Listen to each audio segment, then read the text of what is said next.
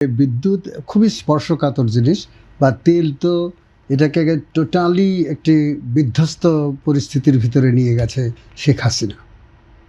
আপনার মনে আছে কিনা যে রেন্টাল বিদ্যুৎ, কুইক রেন্টাল বিদ্যুৎ এবং আদানি গ্রুপকে যেভাবে সুযোগ সুবিধা দেওয়া হয়েছিল, লুটেরা মানে সুযোগ সুবিধা দেওয়া হয়েছিল, আমাদের গ্যাস ক্ষেত্রগুলো এক্সপ্লোর না করে আমদানি নির্ভর করেছিল টোটাল বিদ্যুৎ খাতকে এবং মানে অয়েল খাতকে, মানে তেল খাতকে।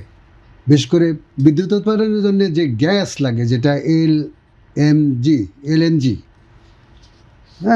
এলএনজি নির্ভরতা, এই যে আমদানি নির্ভরতা, টোটাল দেশকে একটি নির্ভরতার দিকে নিয়ে গেছে হাসিনা। এবং ডক্টর ইউনূস সরকার সেটাকে থামাতে পারেন নাই, না থামার কথাই, কারণ উনি ওইটা পারবেন না, কারণ তিনি স্থায়ী কোনো গভর্নমেন্ট ছিলেন না। ফলে এখন টোটাল দায়িত্ব এসে পড়েছে বিএনপির ঘাড়ে।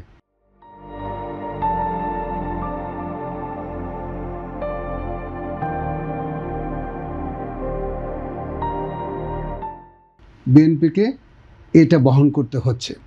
কেন করতে হচ্ছে? কারণ জনস্বার্থে জনগণকে সেবা দিতে হলে আপনাকে সরবরাহ করতে হবে। শিল্প সেক্টরকে বাঁচিয়ে রাখতে হলে অবশ্যই আপনার বিদ্যুৎ দিতে হবে, গ্যাস দিতে হবে। কি করবেন আপনি আমদানি না করে? যারা আমদানি করে, সরকার কখনো কোনো ব্যবসায়িক প্রতিষ্ঠান নয়, এটা মনে রাখতে হবে। সরকার কখনো এটা করে না, এটা ব্যবসায়িক প্রতিষ্ঠানগুলোই করতে হবে তাদেরই, কিন্তু তাদেরকে সেই পারদর্শিতা দেখাতে হবে যাতে যথাসময়ে টার্মিনালগুলোতে মানে কার্গো ভ্যাসেল এসে ভেড়ে। যদিও আপনি বলবেন যে এই হরমুজ প্রণালীর কারণে অনেক ডিসরাপ্টেড হয়েছে আমাদের তেল আমদানি, গ্যাস আমদানি, এলএনজি আমদানি। ডিসরাপ্টেড হলেও আপনাকে ভিন্ন পথ অবলম্বন করতে হবে। আপনি চীনের কাছ থেকে আনতে পারেন, আপনি কী বলে দারুসালাম থেকে আনতে পারেন, তাই না? আপনি অন্য দেশ থেকে কী বলে আপনার আফ্রিকান দেশগুলোর থেকে আপনি তেল আনতে পারেন। আপনাকে ভিন্ন ব্যবস্থা করতে হবে। তেল আমদানি করাটা জরুরি।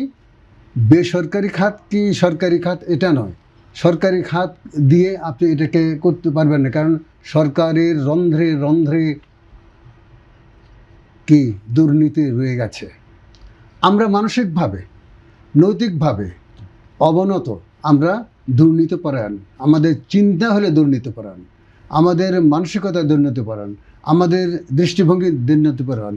দেখেন, আপনি কাঁচা বাজারে যান, কাঁচা বাজারে যে জিনিসটা আপনি 50 টাকা কিনে আনছেন সেটা আপনি 100 টাকার কমে বেচেন না, আপনি 55 টাকা বেচতে পারেন, করবেন না। এই যে মানসিকভাবে আমরা দুর্নীতিপরায়ণ, অসৎ, এই অসততাকে উৎপাটন না করা পর্যন্ত সেটা সম্ভব না। এখন আপনি এলএনজির বিষয়ে সরকার অবশ্যই সেটা পারবে, করবে বা করার ব্যবস্থা নিচ্ছে।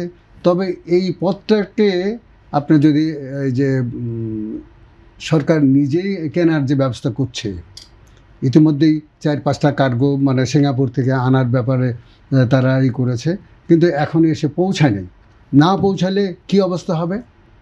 না পৌঁছালে বিদ্যুৎ খাত তো যাবেই, আপনার শিল্প কারখানা যাবে, ঘরে ঘরে যে গ্যাসের যে সরবরাহ সেগুলো। সেক্ষেত্রে তো বেসরকারি খাতের এই মুহূর্তে যদি জ্বালানি আমদানি না করে তাহলে তো শিল্প খাতটা আরো বেশি ধ্বংসের দিকে চলে যাবে না? সেটাই তো বলছি, এত যত তাড়াতাড়ি সম্ভব এটাকে আবার সচল করতে হবে এবং সমস্ত টার্মিনালগুলোতে যাতে কার্গো ভ্যাসেল এসে ভেড়ে এবং বার্থিং হয়, সেটাই আমরা চাই।